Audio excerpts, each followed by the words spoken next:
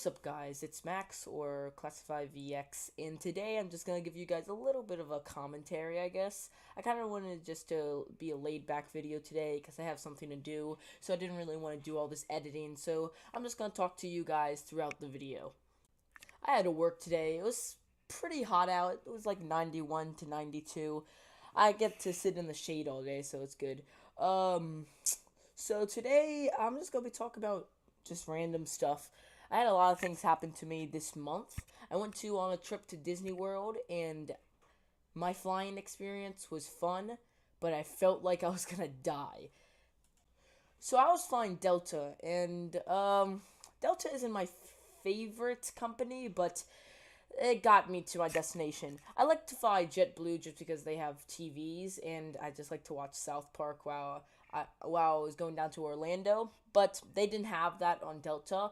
And we didn't really want to get a one-way ticket because how expensive it was, so we had to stop in North Carolina and then get back on a plane to get to where I was going.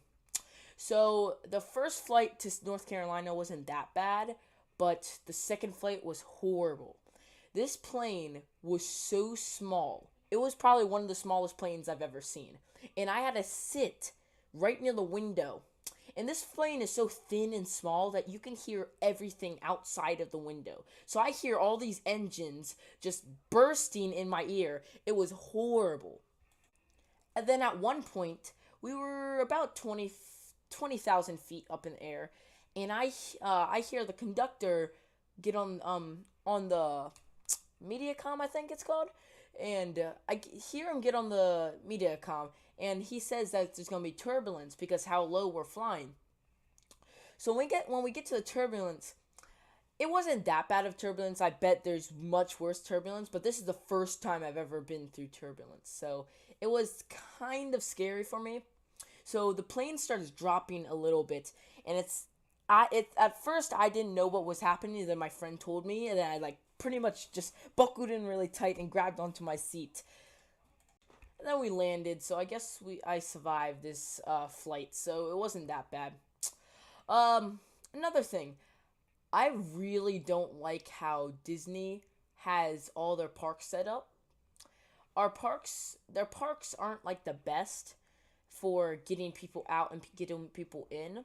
So I had to wait at Splash Mountain, I think for an hour, just to go on one time, and Disney World has such little attractions, such small roller coasters. The only good roller coaster was the Rock and Roller Coaster in Tower of Terror, and the Tower of Terror isn't even a roller coaster. It's just a drop tower. So when I went on the Rock and Roller Coaster, it's kind of like the Joker's Jinx at Six Flags, where it says 3, 2, 1, and then bam, you go 0 to 60 in 5 seconds. But this one has a flip, and I think the Joker Jinx has a flip too.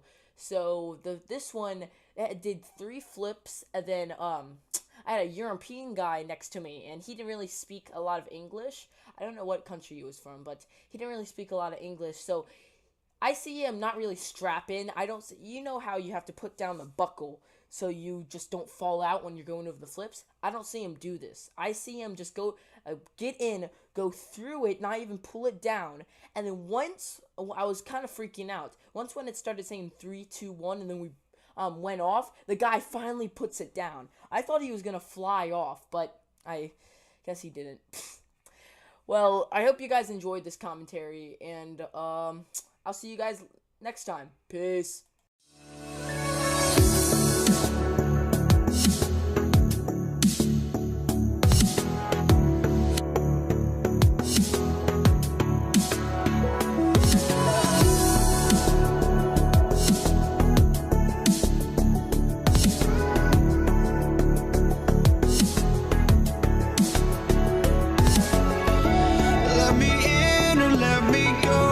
Honestly, try honesty, no.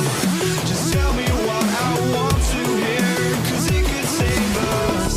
Let me fly, I've got my hopes, but I can hardly see why I'm still chasing. It's not worth it for me anymore. Crashed and burned 100 times, I'm lost.